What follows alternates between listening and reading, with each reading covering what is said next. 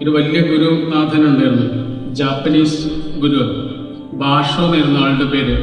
ആളുടെ കൂടെ ഇങ്ങനെ താമസിച്ച് പഠിക്കുന്ന കുറെ കുട്ടികളുണ്ടായിരുന്നു. ആ കുട്ടികളുടെ കൂട്ടത്തിൽ ഒരു കുട്ടിക്ക് കുറച്ച് കുരുത്തക്കേടുണ്ട്. അവന് അവിടെയുള്ള മറ്റു കുട്ടികളുണ്ടല്ലോ, അവരുടെ ഓരോരോ സാധനങ്ങളൊക്കെ മോഷ്ടിക്കാൻ തുടങ്ങി.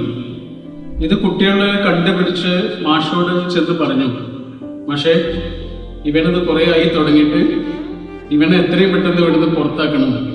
ഇനിയും അവൻ അങ്ങനെ ചെയ്തിട്ട് മാഷ് അവനെ പുറത്താക്കിയില്ല എങ്കിൽ ഞങ്ങൾ പുറത്തു പോകും. ഇത് നിർത്തിയില്ല, അവൻ പിന്നെയും ഇതേപോലെ മോഷ്ടിച്ചു. അപ്പൊ കുട്ടികളെല്ലാവരും വന്നിട്ട് മാഷോട് പറഞ്ഞു, നിങ്ങൾ അവനെ പുറത്താക്കിയിട്ടില്ലെങ്കിൽ ഞങ്ങൾ പോകും. മാഷ് പറഞ്ഞു, നിങ്ങൾ പോയിക്കോളൂ, കാരണം നിങ്ങൾക്ക് ശരിയും തെറ്റൊക്കെ മനസ്സിലായിട്ടുണ്ട്. നിങ്ങൾ പുറത്തു പോയാൽ അതെന്നെ പേടിപ്പിക്കുന്ന കാര്യമേ അല്ല.